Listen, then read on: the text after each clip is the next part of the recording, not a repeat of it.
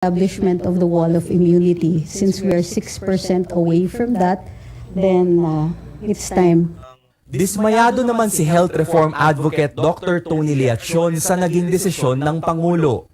Aniya, dapat ay sinigurado munang kalahati ng eligible na populasyon ay nakapagpa-first booster shot na. Dapat din daw ay nasa 500 na lang ang bagong kaso ng COVID kada linggo at mas mababa sa 5% ang positivity rate. It's really sad. Why? Because we based it on political pressures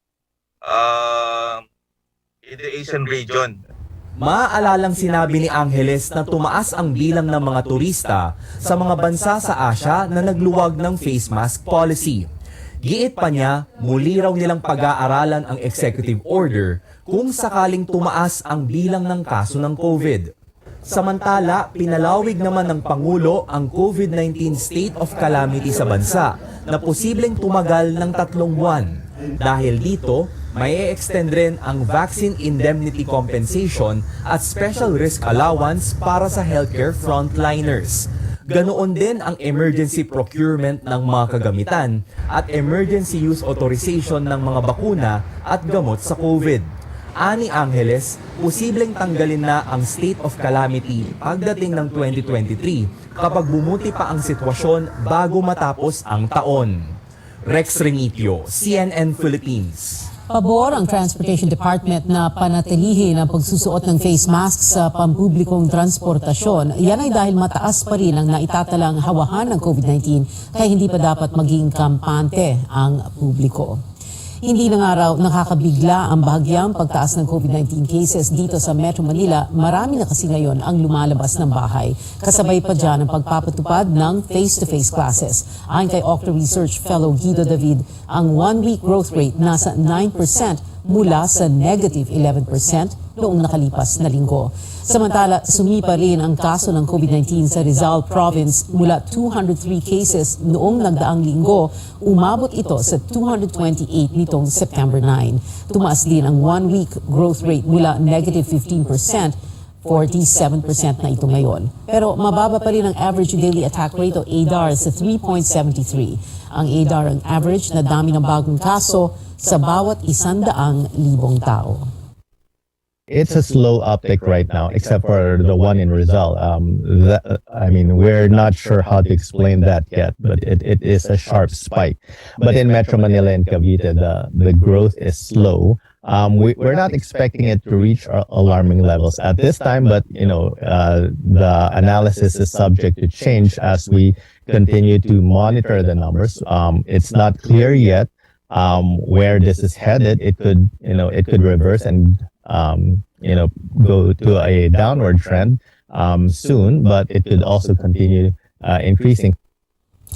Matapos magluwag sa face mask policy ang Cebu at Iloilo, gagawin na ring voluntaryo ang pagsusuot ng face mask sa Negros Occidental. Pero dapat pa rin gumamit nito sa indoor spaces, mga ospital at iba pang medical facilities. Nasa 168 pa ang active COVID cases sa probinsya as of September 10. Lumabas ang desisyon mga lokal na pamahalaan bago ang executive order mula sa Malacanang kaugnay sa voluntaryong paggamit ng face masks. Gaano magiging epektibo sa paglaban ng pandemya ang voluntaryong paggamit ng face mask sa labas? Kausapin natin ngayon si infectious diseases expert Dr. Ron Solante. Magandang gabi po sa inyo, Dr. Solante. So is this going to be effective still, voluntary use of face masks outdoors?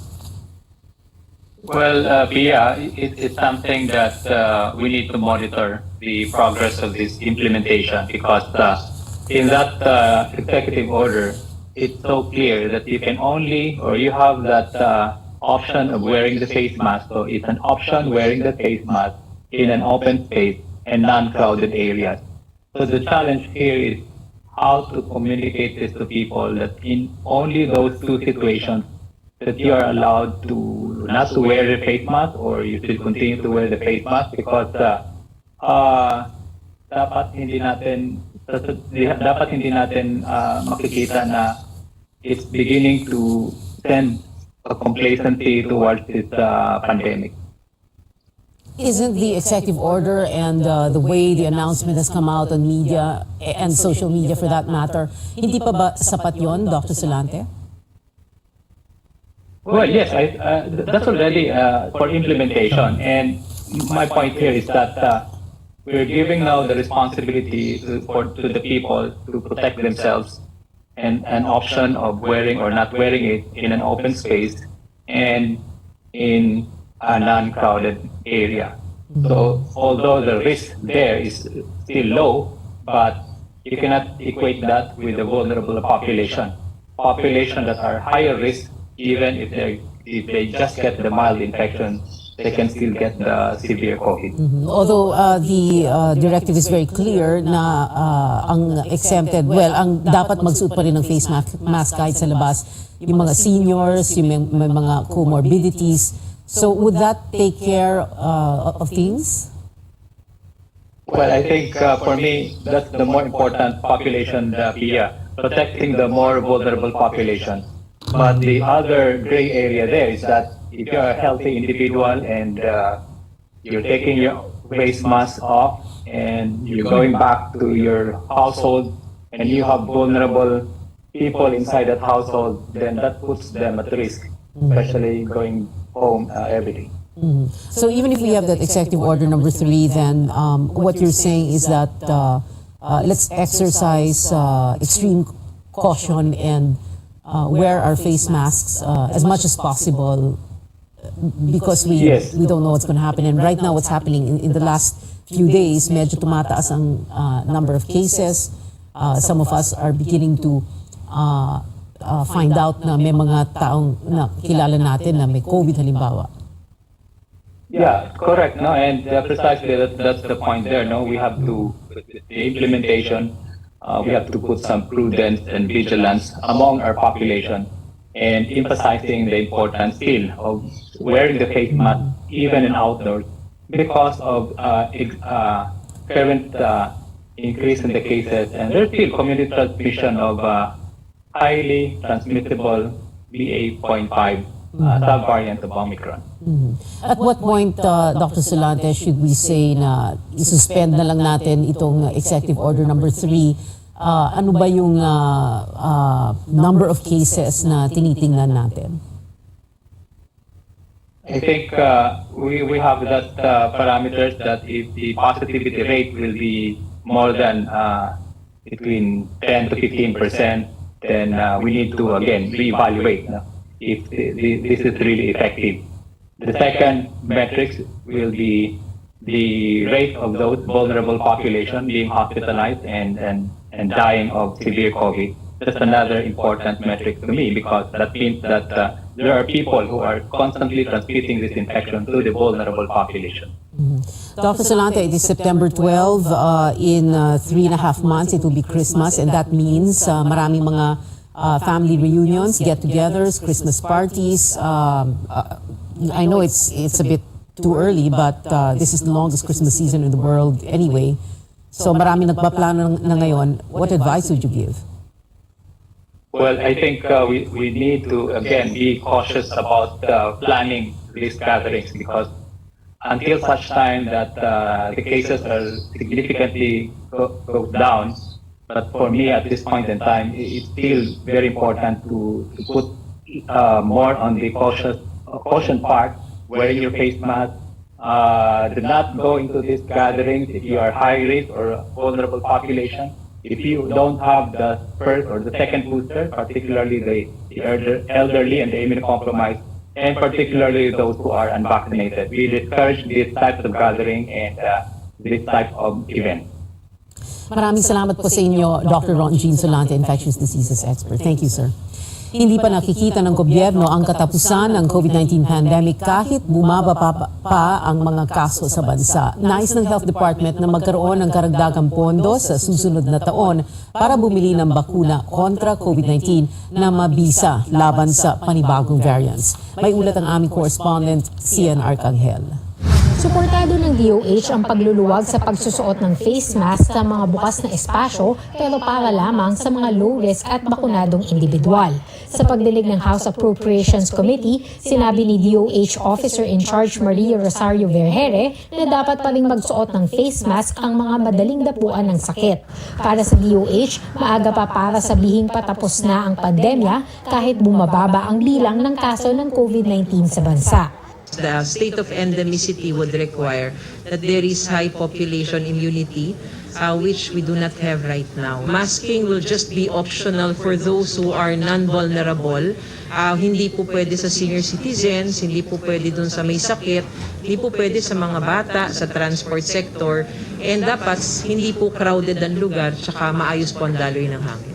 301 billion pesos ang nakalaan sa DOH sa panukalang budget para sa 2023. Mas mataas ng 10% kumpara sa natanggap nito ngayong taon. Kasama sa pondo ng DOH ang 100 billion pesos para sa PhilHealth. Pero ang budget ng ahensya para sa COVID response wala pa sa 25 billion pesos. Mas mababa ng mahigit 70% sa 95 billion pesos na hinihingi ng DOH. Ayon kay Vergere, kakailanganin din ng DOH ang 76 billion pesos sa 2023 para maibigay ang mga benepisyo ng health workers. Pero 90 billion pesos lang ang nasa panukalang budget ng ahensya na sasapat para lang sa 3 buwan.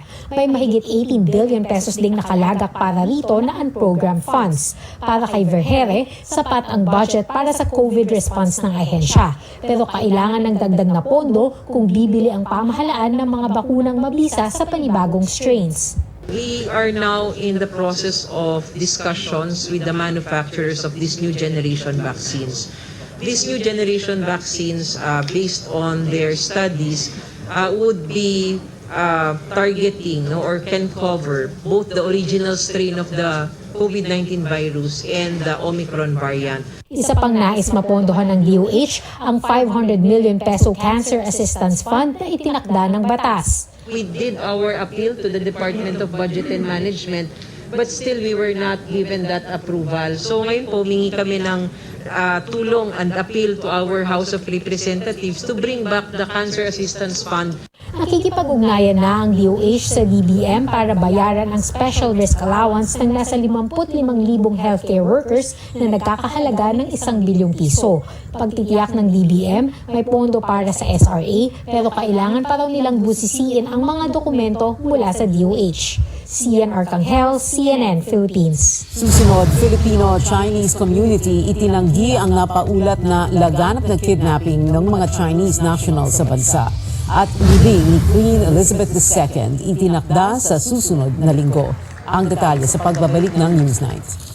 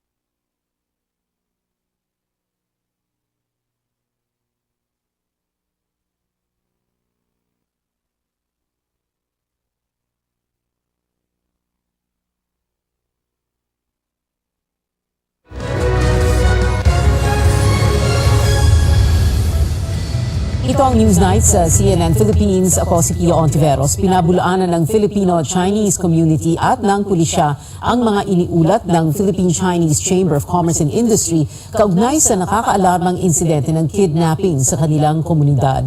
Gayunpaman, dinoble pa ng PNP ang seguridad sa mga lugar na may mga kasino. May report si Chrissy Di Matulak. Takot at pangamba ang naramdaman ng Filipino-Chinese community nang ipinalabas ng Philippine-Chinese Chamber of Commerce and Industry ang datos na di umano'y 56 na kaso ng kidnapping ang naganap sa loob lamang ng 10 araw. Ayon kay Dr. Henry Lim Bon Leong ng Federation of Filipino-Chinese Chambers of Commerce and Industry, wala silang natatanggap na ulat mula sa kanilang mga miyembro kaugnay ng mga kidnapping incident. Actually, to tell you very frankly, up to now, as far as the Federation is concerned, wala talagang kami nakilala mga nakikidnap. Puro mga nakikidnap, hindi namin kilala yun. Aminado ang Philippine National Police na mas marami ang kaso ng kidnapping ng mga Chinese national ngayong taon, pero hindi ito kasing dami ng naiulat. Sa isang press briefing nitong Lunes, sinabi ni PNP Chief Rodolfo Azurin na mas pinaigting na nila ang seguridad sa mga kasino sa Pasay, Parañaque at Makati, kasunod ng mga ulat na ito. Ayon sa PNP Anti-Kidnapping Group, nasa 29 ang naitatalang kaso ng kidnapping simula Enero hanggang Setyembre ngayong taon. Pinakamarami dito ang Pogo-related cases na nasa 15. Kasunod ng traditional kidnapping cases na nasa 13 at may isang kasong naitala na casino-related. Makikipag-ugnayan law ang kapulisan sa iba't ibang mga ahensya para sa mahalagang impormasyon ukol sa mga Chinese national at mga Pogo company sa bansa. We need to establish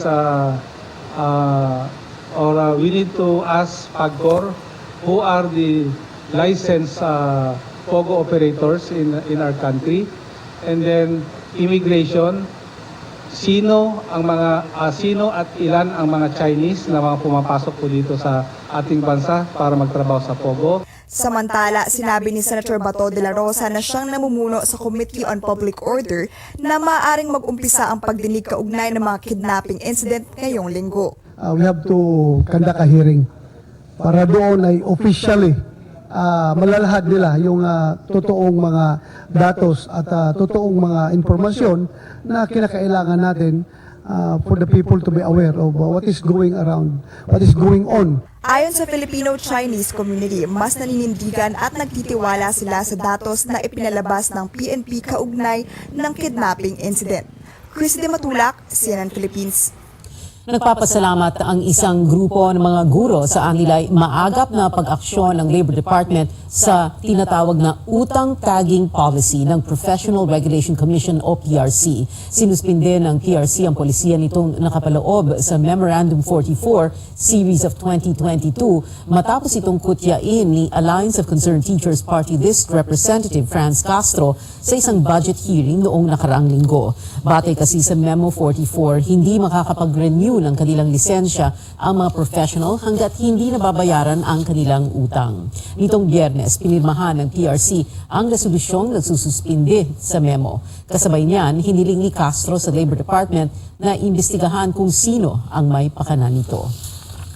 Bakit itong mga loan sharks na ito ay pumupunta sa PRC, hindi naman ito accredited ng DepEd. Kaya bakit sila nakakapag-influensya doon sa committee ng teachers education, doon sa PRC? Ang hiling ko na lang ay imbestigahan ni Secretary Laguesma sino yung mga personnel dito na in charge. At sa Conchaba, sa pahayag ng Labor Department, pag-aaralan ng PRC ang mga proseso para matiyak na ito'y patas at mabisa. Hindi nakasaad sa resolusyon ng PRC ang timetable para sa review at konsultasyon na gagawin nito. Sinusubukan ng CNN Philippines na makuha ang panig ng ahensya.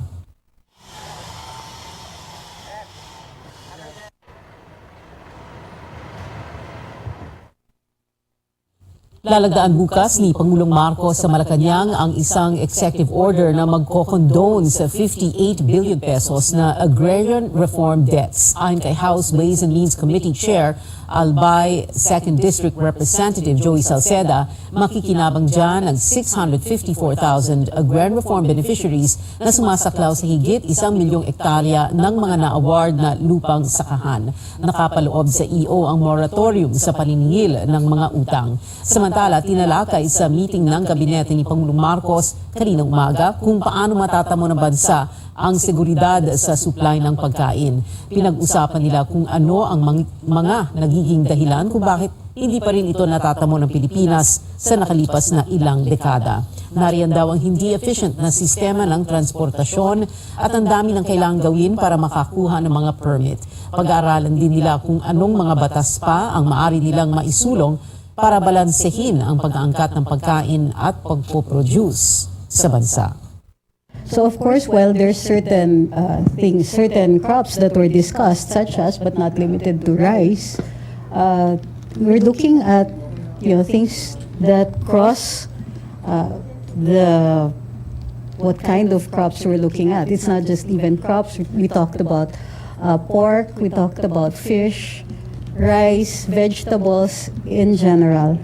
So there are several proposals, many of which we'll be happy to announce at a later date once we have all of the details. May dalawang bagay raw na nakakabagal sa tuluyang pagbangon ng ating bansa mula sa dagok ng pandemya, ang korupsyon sa gobyerno at ang matumal na pagpasok ng foreign investment sa bansa. Sa ulat ng aming senior correspondent Lois Calderon, posible raw na abutin pa ng mahigit 2 taon bago makabangon ang ating ekonomiya. May mga magkakaibang pananaw kung gaano kabilis aahon ang ekonomiya mula sa pandemya. Unang pahayag ng gobyerno, ngayong 2022 babalik na sa pre-pandemic growth ang Pilipinas. Ngunit hindi ganon kasing positibo ang mga negosyante. Sa huling survey ng global audit firm na PwC, 52% sa mga sinurvey na CEO ang naniniwalang higit 2 taon pa ang bibilangin bago tayo bumalik sa dati. Isinagawa ang survey noong Agosto kasama ang Management Association of the Philippines wala pang 100 days mula na umupo si President Bongbong Marcos. Target ng economic team na lumago ang ekonomiya sa bilis na 7% ngayong taon. Ang average growth mula Enero hanggang Hunyo, pasok na sa target na yan. Pero numero unong dahilan na ibinigay ng CEOs para sa aberya, corruption. Sariwa pa raw sa kanila ang kabi-kabilang kontrobersya ukol sa kung saan napunta ang pondo laban sa COVID-19. At hindi lahat ng negosyo ay nakapagbukas na. Ikalawa, ang inaasahang kaunting foreign direct investments. Compared to our Southeast Asian neighbors, the ease of doing business, we still have not really broke the barrier there. It is just too tough, to break this problem of corruption in different agencies, and businesses are actually feeling it. Whenever we deal with multinational companies trying to expand their business in the Philippines, trying to locate, corruption is always one of their significant factor for them to decide whether to expand or not. So it's very painful for the country because the perception of corruption, perception alone erodes trust. Ayon pa sa survey, nais ng CEOs na bigyang prioridad ng Administrasyong Marcos ang pagbuwag sa korupsyon upang pumasok ang foreign direct investments. Natalo pa raw ng Vietnam ang Pilipinas pagdating sa paghikayat ng foreign investors. Start with already existing contracts. Ang dami-daming kontrata sa gobyerno ngayon that has been either brought to arbitration and so on and so forth, and nananalo na sa arbitration, hindi pa ine-execute. Handang makipagtulungan sa gobyerno ang CEOs, lalo na sa infrastruktura. At ang nais nila, ang Public-Private Partnership o PPP, ang maging istruktura sa kanilang magiging kasunduan. Lois Calderon, CNN Philippines. Sa susunod na Lunes, ang libing ni Queen Elizabeth II ng Britanya matapos ang 10 araw na burol sa iba't ibang lugar. Kahapon, Linggo, ay dinala ang kanyang labi mula Balmoral Castle sa Scotland kung saan siya namatay patungong Edinburgh kung saan nandoon ang official residence niya, ang The Palace of Holyrood House. Ang 3 oras na biyahe by land ay tumagal ng 6 na oras para masulyapan siya ng mga taga-Scotland. Sa biyaheng iyon ay ineskorta ng reyna ng anak niyang babae, si Princess Anne. Mamayang konti hapon sa Britanya, dadalhin sa St. Giles Cathedral ang yumaong reyna para sa isang overnight vigil. Sa susunod na araw ay ililipad ang labi niya sa Inglaterra at dadalhin sa Buckingham Palace sa London. Sa Miyerkules, Setyembre 14, ililipat siya sa Palace of Westminster. 4 na araw siya ibuburol doon hanggang sa Lunes, araw ng state funeral niya kung kailan isang prosesyon ang magaganap mula Palace of Westminster patungo sa Westminster Abbey. Doon ay magkakaroon ng state funeral service. Sa Westminster Abbey din kinoronahan si Elizabeth noong 1953. Matapos ang state funeral, dadalhin ang yumaong reyna sa Windsor Castle para doon ilibing katabi ng kanyang asawang si Prince Philip, ang Duke of Edinburgh at mga magulang niyang si King George VI at si Queen Elizabeth, the Queen Mother. April 2021 nang mamatay si Philip. Samantala, opisyal na ipinoklama si Charles sa St. James Palace bilang bagong hari sa harap ng isang ceremonial body na ang tawag ay ang Accession Council. Matapos nito ay nagkaroon mga